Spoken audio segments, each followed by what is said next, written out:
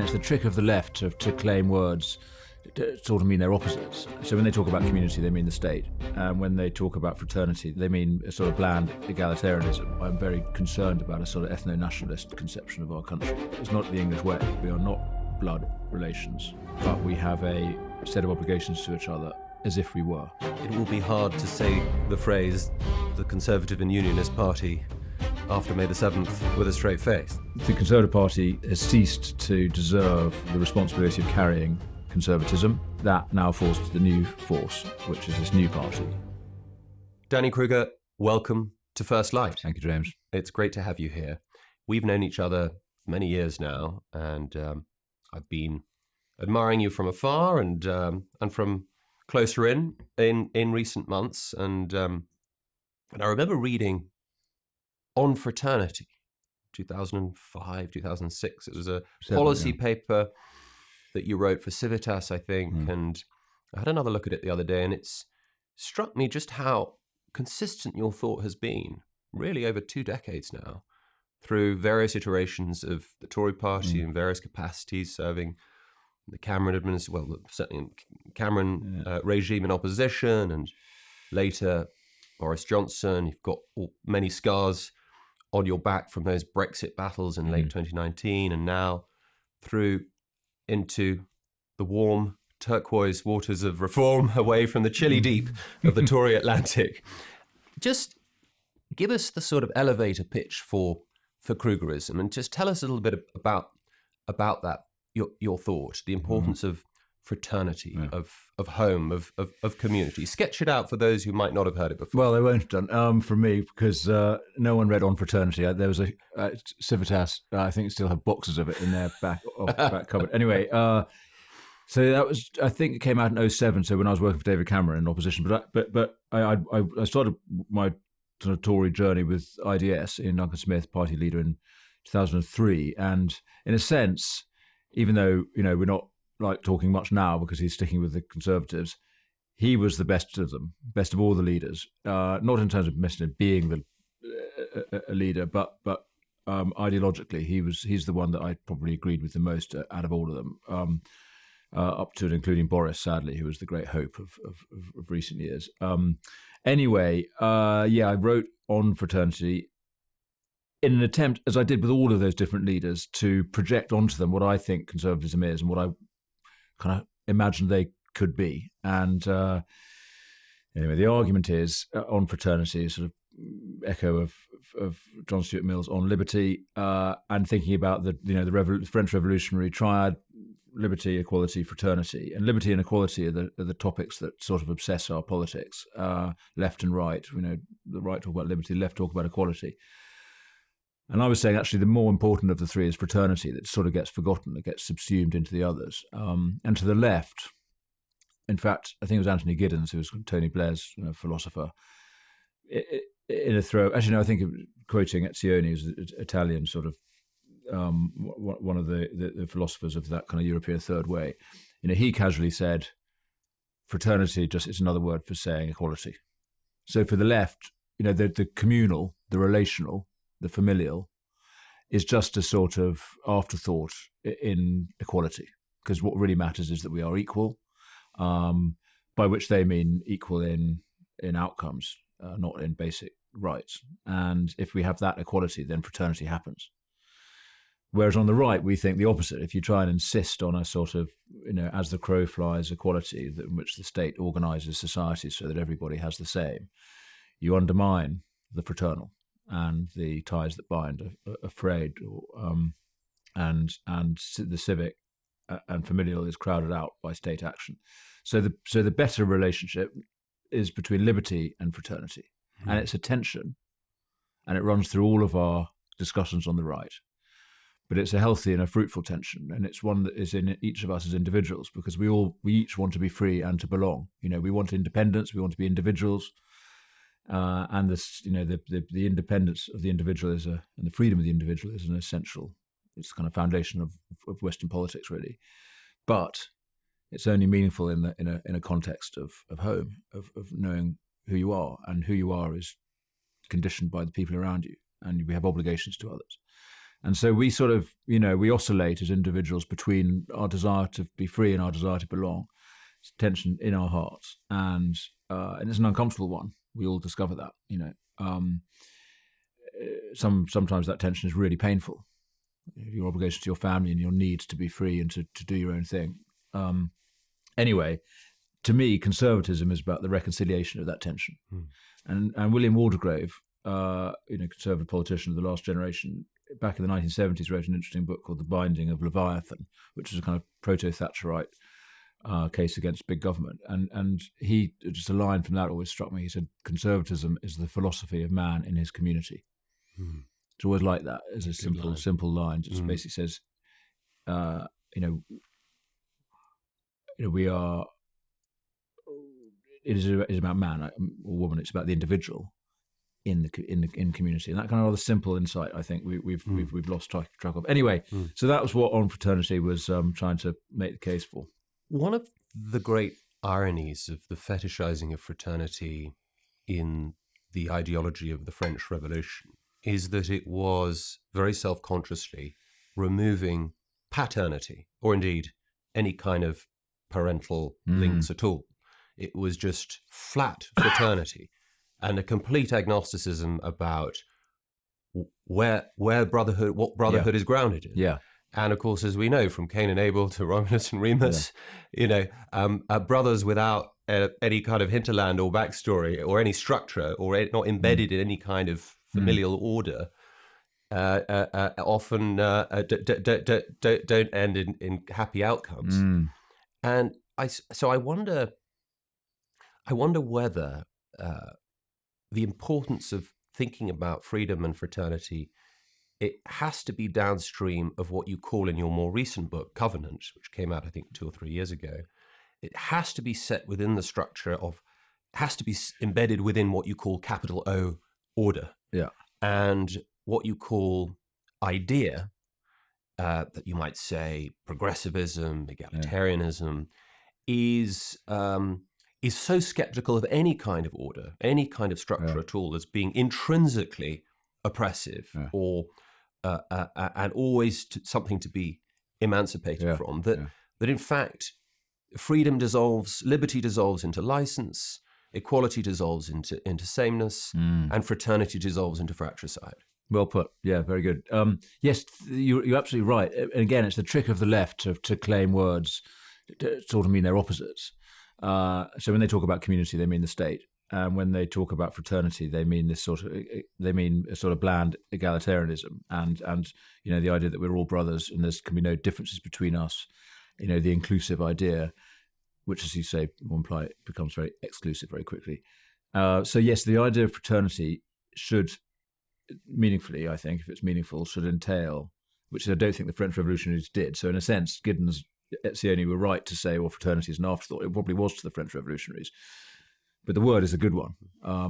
It's too gendered for us to use these days. But the principle of siblinghood is, I think, really powerful because it does entail equality. But more importantly than that, it entails relationship. You don't say you're equal with your brother or sister. What does that mean? It's a meaningless thing to say.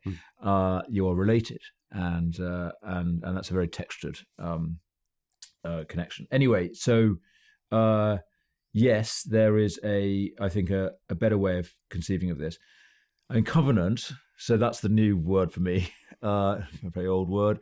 And that one, an interesting connection with fraternity. The word covenant that we translate from the Hebrew is the word it's been translated as artificial brotherhood. So a covenant in the ancient Near East was like a contract to manage property or to agree on division of land and so on, and then it became the term used to describe the relationship between Israel and God. But it comes from this word that meant artificial brotherhood, and that's why I think it's really important to stress our relationships with others are as if we were brothers, but are not. So it's a community of the unrelated. Which, by the way, is why I'm very concerned about a sort of ethno-nationalist conception of our country. So I recognise the appeal of and the pull of for many people who are worried about immigration. but it's not actually the English way. Our nation has been built on an Old Testament idea of a nation held together through this artificial covenant. And of course, there's kinship connections. Very obviously, people have intermarried. So who else are they going to marry other than their neighbours? But it's the covenant is the kind of relational arrangement that we create to regulate our common life, that makes our politics, and that is predicated on the idea that we are not blood relations, but we have a set of obligations to each other as if we were. Certainly, there are mechanisms of adoption, you might say, and I understand entirely the neuralgia around this question of ethnos and can we still have an ethos if we don't have an ethnos? There's a reason those two words are connected etymologically in Greek, but I think it's fair to say, I wonder if we would agree that actually the threshold for adoption and the way those mechanisms operate that threshold should be much, much higher, and those mechanisms should be much less muddy and corrupt than much they more are explicit. now. Yes, that's right. And this struck me. I was reading the book of Ruth the other day. It's a fascinating little book. Ruth, the Moabitess, and she arrives, and obviously it's all sort of interesting little plot. And effectively, the climax of this very short book, one of the shortest books in the Bible, is her adoption into the people of Israel. This hate from this hated enemy. And Moab is my washpot, as somebody says somewhere else. And it's fascinating. What are the criteria for inclusion that she herself declares that where you dwell, I will dwell. Yeah. Where you go, I will go. Your God should be my God, and your people should be my people. And it's a complete sort of total acceptance of every aspect of the Israelite way of life, and she's included. Yeah. The one striking detail at the end of that, she doesn't become Ruth the Israelite. She's Ruth the Moabite all the way through, even after that famous declaration. And so I wonder if there is a sort of distinction here between integration and assimilation. It's often talked about. Ruth is integrated. She's not quite assimilated. That is to say, she doesn't become an Israelite. So that is to say, the author of the book of Ruth recognizes that ethnicity is, as it were, non-negotiable. It's a fact. It persists. It's just there. But that's not a barrier to her inclusion, given the warmth. So she becomes a civic Israelite, effectively, not an ethnic Israelite, and that's okay. I mean, of course, what made it okay was that there's only one of her, right? Well, a couple of her, and So I think there is a question of scale. Of course, but the principle is that's well put. That's very, very helpful. And I think also that's why, as tempting as it is to demonize these sort of young Zoomer right ethno-nationalists, I think one has to step back and recognize that the source of all of this is really it is a symptom of years and years of mass unchecked immigration at scale. Which is having a disproportionately deleterious impacts on the Zoomers, on the young, in terms of access to housing and public services and that sense of who they are, what country they're growing up to inhabit. So I mean, and we are in totally uncharted waters here. No country's ever had to deal with this, or rather, no country has ever dealt with this except violently. And so. That is our great threat, and I think it is really important that we hold the line on this question of ethnicity. And we can, and in fact, it's the only way to be very robust as we need to be about mass migration is if we recognise, as you've just said about Ruth, that you can be a fully accommodated citizen. Even if that doesn't mean you're now the same, exactly the same in every respect. Exactly, but there is a very high level of expectation of what that entails. You can't, the obligation is on the newcomer to adapt and adopt. There are rules of the home, you might say, and I think what I have always liked about your thought is that you articulate that. I think that second law that's often attributed to Robert Conquest, or sometimes to John O'Sullivan, who is a friend of ours, that everybody is conservative about what they know most about. and I sometimes like to tweak this slightly presumptuously, Orr's law or Orr's corollary of that is that everybody is conservative about what they love most. And everybody loves their home. Everybody loves their family for the most part. I mean, on average, you love what's closest to you. Doesn't mean you hate what is distant from you, but there are concentric circles of political loyalties and affections and loves that are, given our finitude and fragility and fallenness, perhaps in a theological key, they run out. There's a fixed stock, and so these fantasies about loving the world, loving humanity. I don't know if there's a fixed stock. I think there is a sort of transmission mechanism, right? Which is the learn. It's the it's the little platoons leading to it's the chain leads to the affections towards your country and to mankind. It's the ordo amoris. It's the going all the way to the end without the intermediate steps. That's mad. I mean, there's Mrs. Jellyby in Bleak House, telescopic philanthropy, caring more about the inhabitants of some African village than of her own children. It was sort of absurd representation of it, but that is the modern left, and it is absolutely extraordinary that they generally don't think family policy matters. In fact, they think they're very dubious about the whole concept, that we should think about how people form relationships, have children, bring children up, look after their elderly. This primary function that we all have, including lefties, of course. They're not bad people. They do the right thing for the most part. Try to, like the rest of us do. But politically, they don't see those things on the table. But what is on the table is international development, and that's their virtue sort of economy. That's where value is. And it's often dysfunctional. I mean, the thing about telescope charity is that it doesn't even work as charity. And nobody says that it's not. You can believe that charity begins at home without believing that it ends at home. In fact, you might believe that once charity is, as it were, developed, and one's impulses and habits of charity, the instincts of charitable instincts are developed in the home, or as it were, in one's own political community, it's at that point that one can radiate out true charity, as it were, and to understand the love that others might have for their home. And it's often framed as a very radical sort of idea. It's dismissed as, with the other N word, nationalism. Yeah. And yet, I was just thinking the other day, the opening paragraphs of Aristotle's Politics, the first treatise on politics ever written.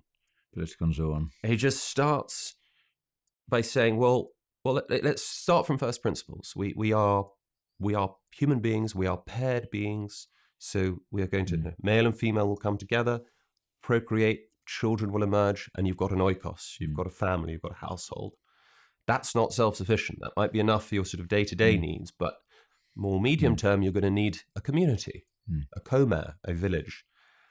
But that's not going to be sufficient for the long-term needs that all human beings have, that yearning for eudaimonia, for flourishing. For that, you need a polis, a city-state in Aristotle's understanding, but in our language, the more Roman, more Latin natio, the nation. And that's, that's not particularly theological. I mean, you might say Augustine baptizes all of that with the Ordo Amoris, but it's a very empirical, natural approach to thinking about politics. And I remember when you came over to Reform, being struck by the way in which the subtitle to your book, Covenant, which is, if I remember, Family, Neighbourhood, Nation. Home, Neighbourhood, Nation. Home, Neighbourhood, Nations. Even better, exactly. Home, Neighbourhood, Nations. They're properly Aristotelian. Echoed almost perfectly the slogan that came to Nigel Farage's mind as he was coming back to the political fray, in whenever it was, June 2024. Quite striking, you might think, for a sort of somebody's often been dismissed up until that point as sort of Thatcherite Brexiteer, that those three words being family, community, nation, country, family, community, country, and so there we have. So it's this sort of triptych. They all effectively mean and signal the same. No, that was so important to me. That, I mean, it might seem to others, motherhood and apple pie, kind of couple of words, slogan. It's profoundly necessary for me to make the switch that I knew that I was joining a party that believed in this stuff. And while I've said, liberty is the foundation, it is just the foundation. And what are we going to build on this? And what we're going to build, I hope, is strong families, strong communities, and a strong nation. And to see that Nigel believes that himself was very necessary to me. And indeed describes it in quite a sort of Damascene, as if it was quite a Damascene moment, that he'd something had. Yeah, I think he was saying to himself, what are we here for? What are we Yeah. trying to do? Well, this is what we want to do, and these are the things that matter to each of us, to all of us. So no, I think that is really encouraging, and it's not because I think he was sort of reading Aristotle's Politics on the way back into London. It's just simply that those are his instincts. Those are his instincts. Those are the kind of instincts that any politician would have if just left to their own devices and didn't feel constrained by the sort of the dead hand of liberal ideology. Well, and what's so great about Nigel and why he's doing so well is that because partly it's because he just is himself, so he's very authentic. That's what conveys appeal, but also because what he is very normal, And what is so mad about our politics, and it's this has been my career. I became involved in politics in the early 2000s. Here we are, 25 years on, and you just look back, and this last 25 years have just been mad politically. Where we've got to, where the political consensus has arrived at, until very recently, because there's now a correction underway, was so odd, and now we are being described by the political establishment as the fringe, eccentric extremists. All we're trying to do is get the conversation back to the place it was for everybody 25 years ago. In which it was perfectly ordinary to think about controlled borders, limited migration, and a politics of community and family. And yes, it was very contested, but it wasn't regarded as weird or odd. Well, tell us a little bit more about your thinking along those lines. Of course, you've got really the brief that is going to be overseeing the attempt to sort of rewire the Blairite settlement. I say rewire it, actually just get rid of it and recover something. But also, the danger is, of course, we're always vulnerable to the charge that we're just always looking backwards. So that conservatism, those on the British right, is always retrospective, always pining for a past that never was, and there shall the tech bros hath nothing to do with the trad bros.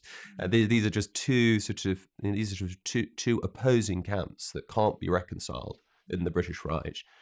And now I can't make any sense of that at all, really. I think the two go hand in hand. In fact, I was, just a quick anecdote, I was going to Brussels the other day on the Eurostar, and I got off King's Cross, which was a rather lovely Norman Foster modernist station, and went across the street into St Pancras. And I hadn't been in there for years, but I stopped and looked up and thought, this is an extraordinary structure. And I did a little bit of digging into the sort of history of building it.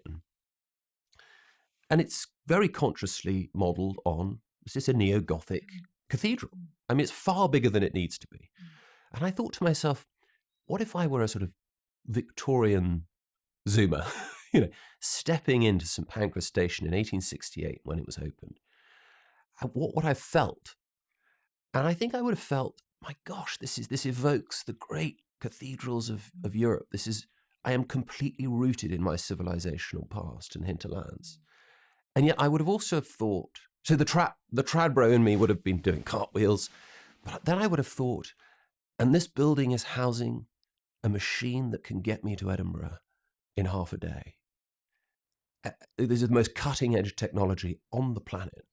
And the tech bro in me, as it were, would be. Yeah, but you're right. And so, I mean, there's a sort of fusion in that sort of Victorian conservatism. They weren't not good, and yet it embraced technology and industry and engineering. I mean, I love that. My only anxiety is that Mussolini loved that too. I mean, Milan Station. But it was so confected. It's the same. Yes, sure, but.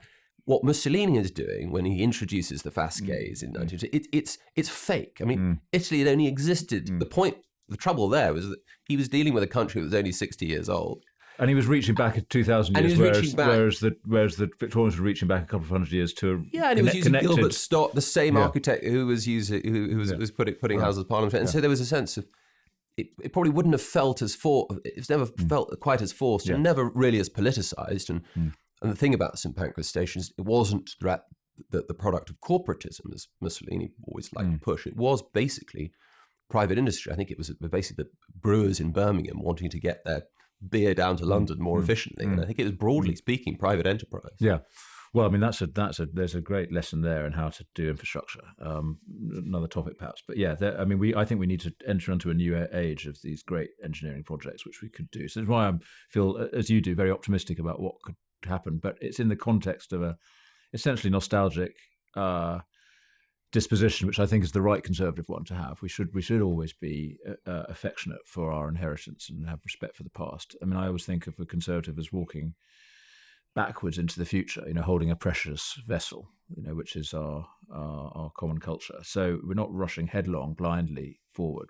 We're very respectful of the path that we've been treading, and very nervous actually of what the future could be. I don't think we should be utopian or sort of indifferent to the danger of modernity. But overall, if we frame it right, modernity is our friend, and it's a way, you and I've discussed often, it's a way, I think, of restoring what feels like quite a traditional lifestyle, people working close to home, having jobs that can sustain a family without having to work ridiculously long hours far away, and in which your neighbours and you're contributing, and you can have a sustainable agriculture that restores the environment, doesn't deplete it.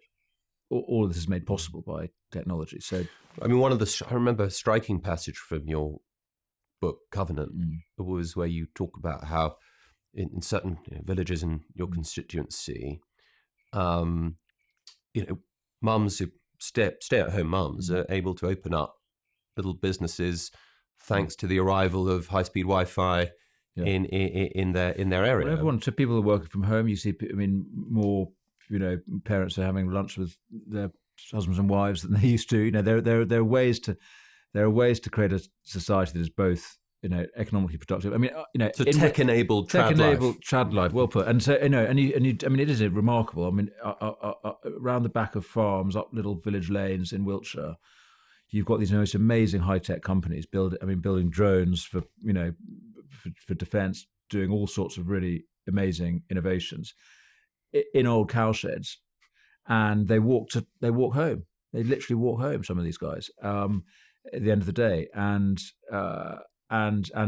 their workers, commute not far, and it is all made possible by the internet and the possibilities of technology, which don't require vast plant, factories. You can do stuff on a small scale that's high value.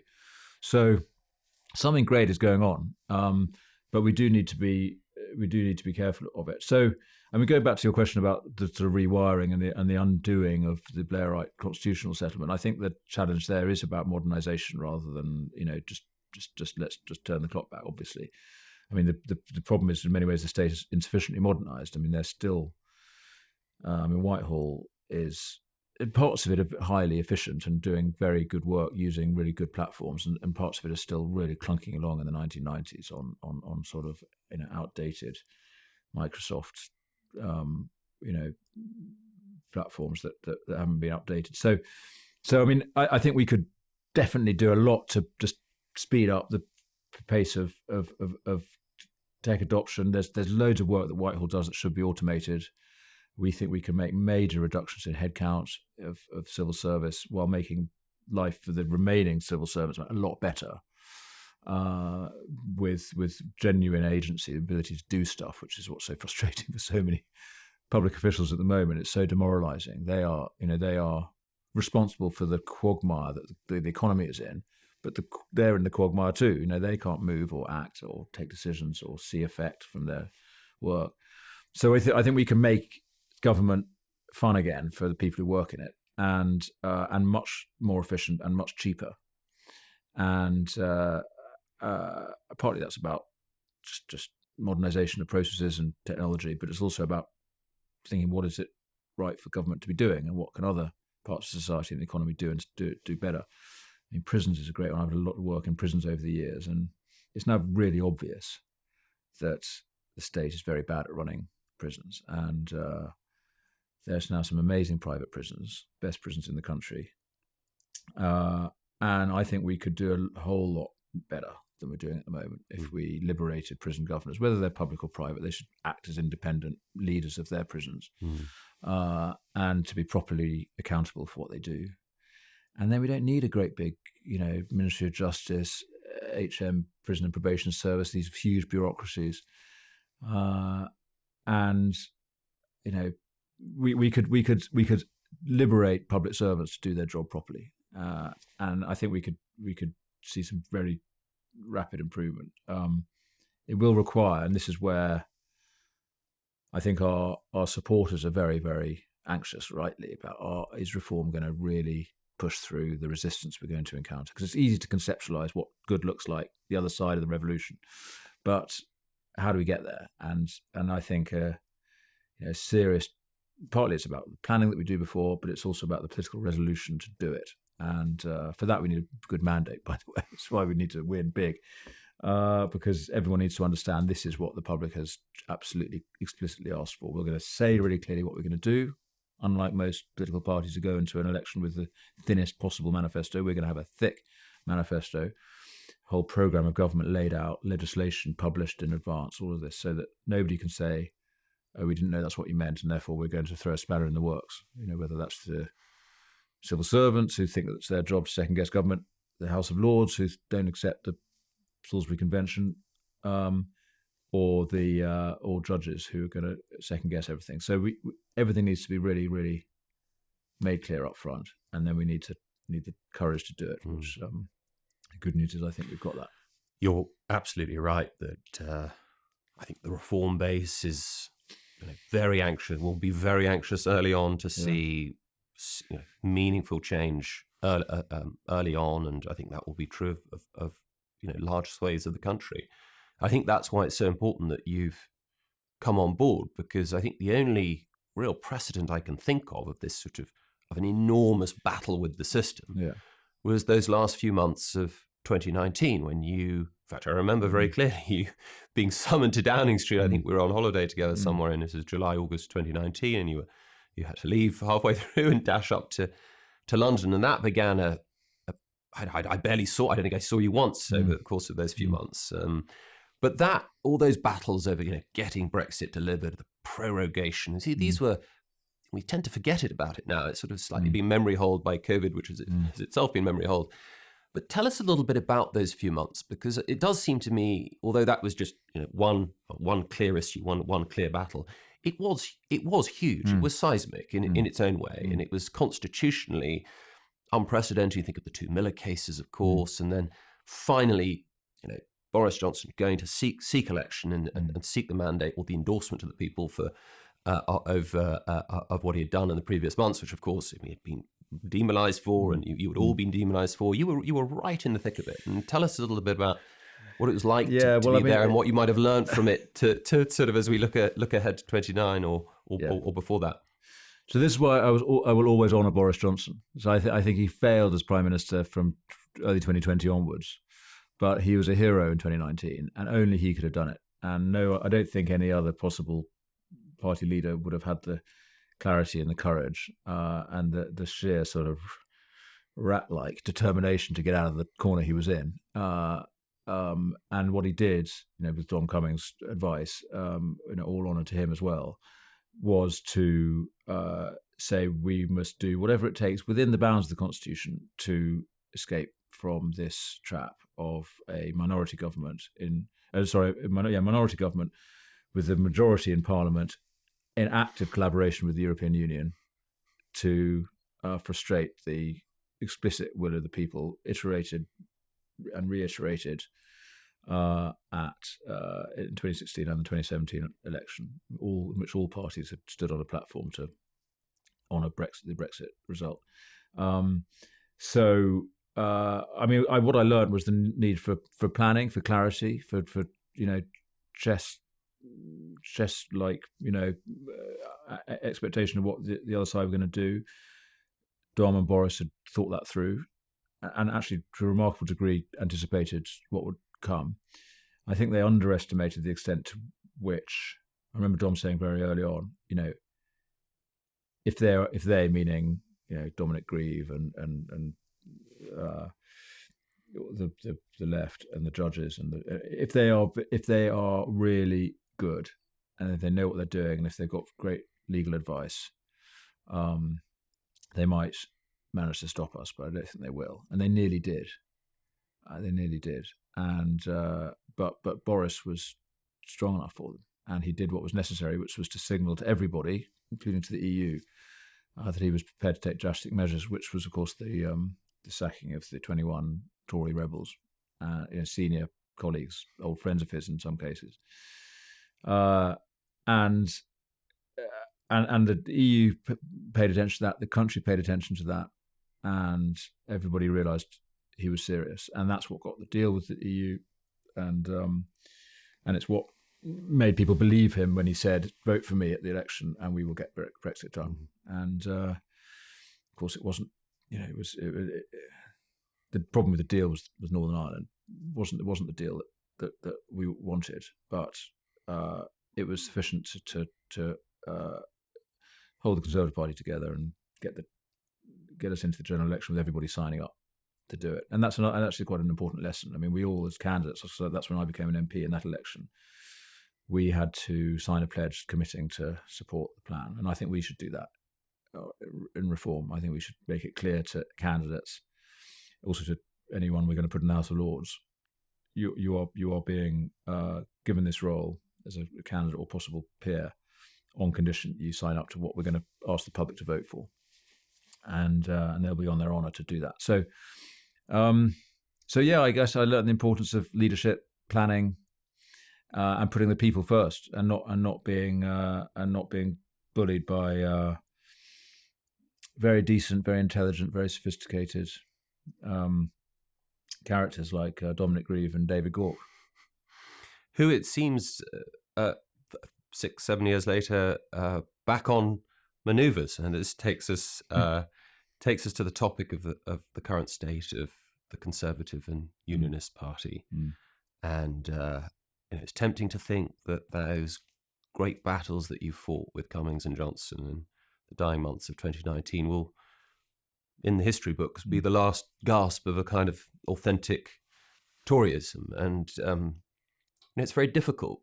There's no precedence for us to think about the Conservative Party after so much success, and having been around for so much longer than really any other party in the world, that maybe they just don't have a right to exist forever. I think it's very hard for those of us on the right, or indeed at any point of the political spectrum, to sort of grapple with this. But is your sense that that's what's happening, that what we're witnessing is something like not the extinction of the Conservative Party, but the decline and fall to a minority status as we saw with the Liberal Party in the 1920s?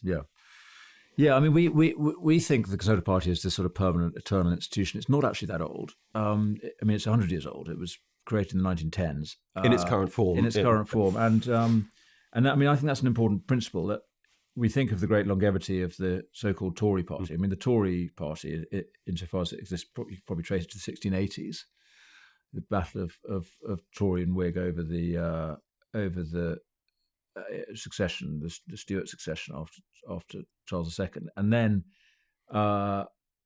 it was recreated in the 1780s by William Pitt as a new. It was kind of part of the Whig party. Actually, it was a faction of the Whigs, the Pittites. And then in the 1830s, you had what we now call what became the Conservative Party, Wellington, Peel, and so on. And then again in there's all sorts of weird things happening in the late 19th century with the Liberal Imperialists and the Fourth Party and Randolph Churchill, and basically the Tory party fractured. And then it was reassembled with a whole bunch of former Liberal Imperialists in the 1910s to become the Conservative and Unionist Party. And that's the Conservative Party. It's only 100 years old. And I mean, we talk about the 1922 committee because that's when the, in a sense, the modern party consolidated itself. And my view is these were different parties. There was some continuity of personnel. I mean, I'm one in terms of a bridge between the old and the new. It's a few of us defectors, but mostly this is a new party with some old ideas, which I think of as conservative, but they're nothing to do with the Conservative Party, which has now, I think, in this crazy quarter century we've just been through, more or less given up on any coherent set of beliefs. I mean, you look back at what David Cameron did and stood for, and it's very difficult to reconcile that with any understanding of conservatism, except for the sort of principle of sort of decent good management, which is an important conservative principle. And I think I always think he was good at being prime minister. You know, he had the right style. He managed his office well. You know, he's a decent guy, but philosophically, you know, I think you look at every single thing from the China policy to the European policy to family policy to tax to immigration. I mean, nothing, you know, to constitutional stuff. I mean, implementing the Equalities Act. Anyway, he was once described, I think, as an ideology-free zone. But not even a pragmatist. Yeah, I mean, I worked with him, and I was a speechwriter, and I have a lot of personal admiration for him as an individual. Actually, I think he's a decent guy, and as I said, I think he managed he did his job. He did the job well. He didn't. Just what he did in the job was the problem, and I think his instincts are conservative, definitely. You know, his whole kind of manner and style. He's patriotic. He's pro-family. He talks the talk. And the big society, by the way, was the best political idea of this crazy 25 years, apart from Brexit. That was the other good one. And I hope reform will actually do that for real.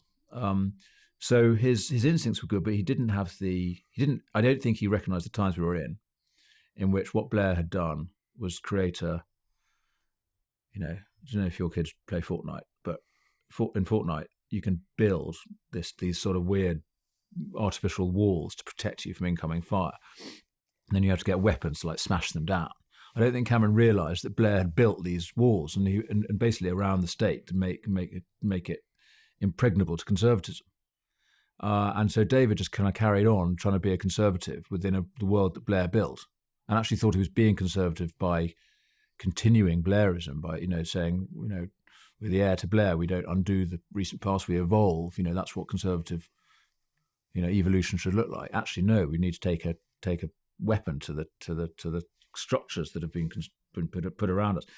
Anyway, so where am I going? I think the Conservative Party has ceased to deserve the responsibility of carrying conservatism, and that now falls to the new force, which is this new party. And yes, as I said, there'll be some continuity of personnel, a little, but all the energy, you know, people like Nigel, people like Zia, you know, non-Tory. I mean, I know Nigel might have had some Tory links in the old days, but basically he's been fighting this for 25 years. You know, that's why he deserves to be Prime Minister, because he has been proved right. Mm-hmm. And he's consistently and authentically resisted all of this. You know, and Zia is this new force that's entered our world, and he brings an enormous amount of energy and real hostility to the Tory legacy, which, you know, it's not my style because these are my friends, and you know, but you know, he's essentially right. He certainly expresses, I think, what you might call Zianism.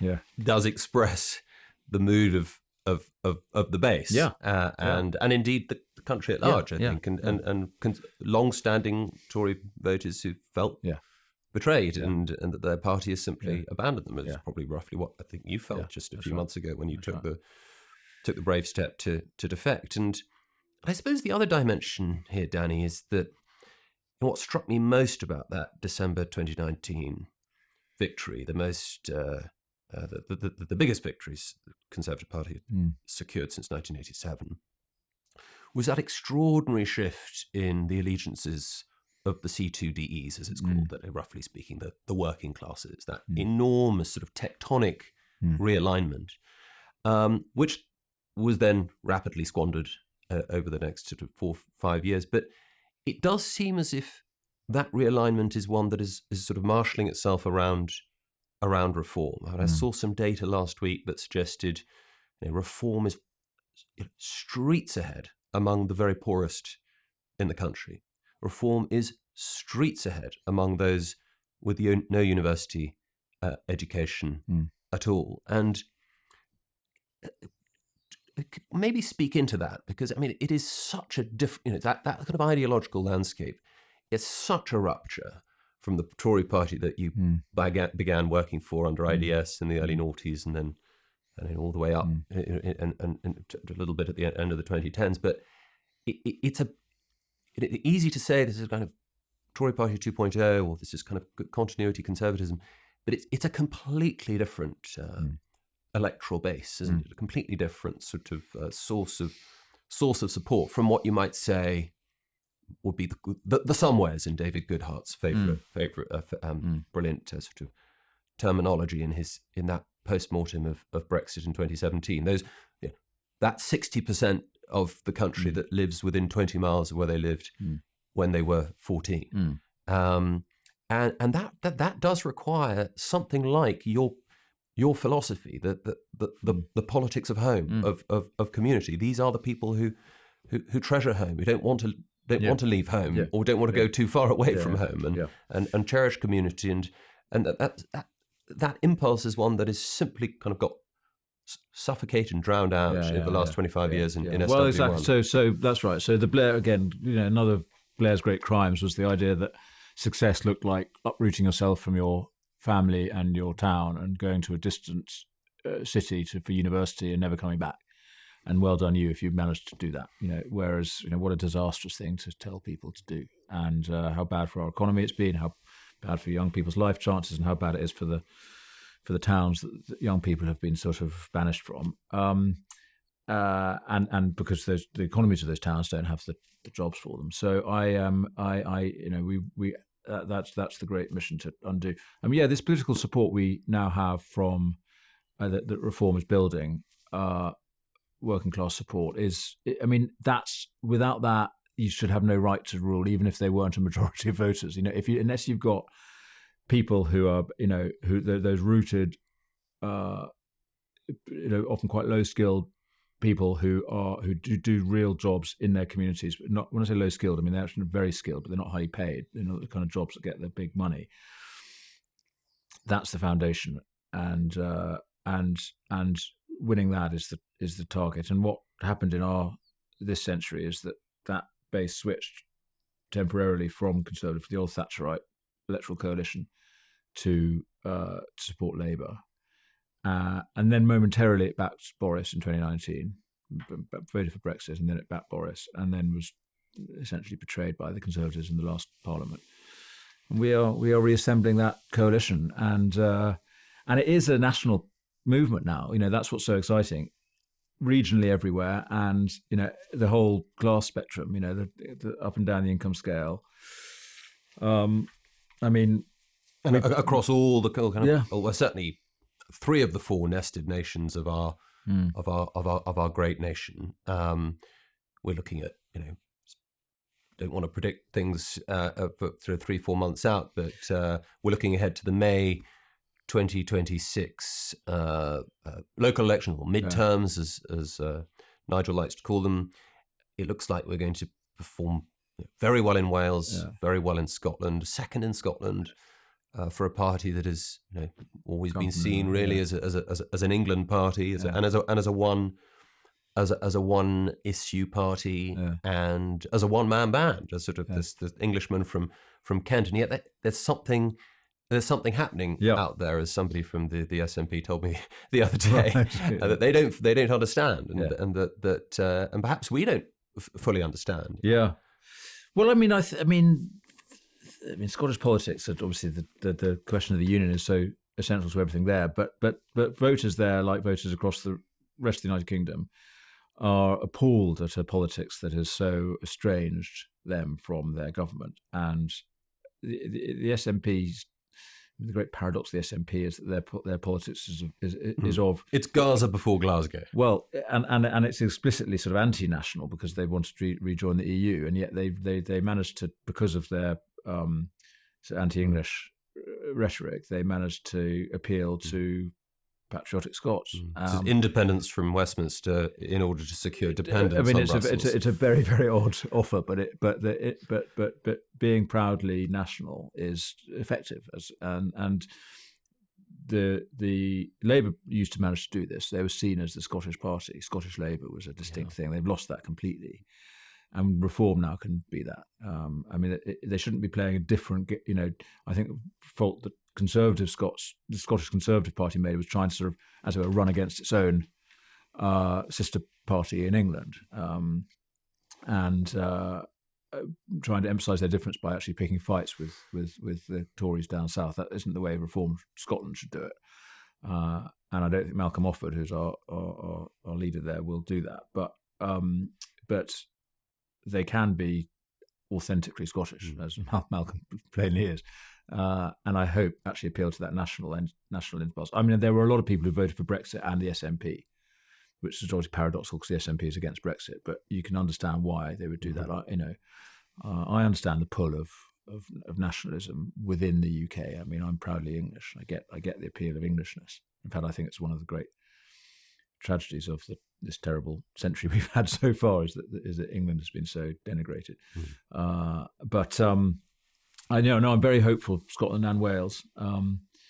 It does look as if it will be hard to say the phrase "the Conservative and Unionist Party" after May the 7th with a straight face.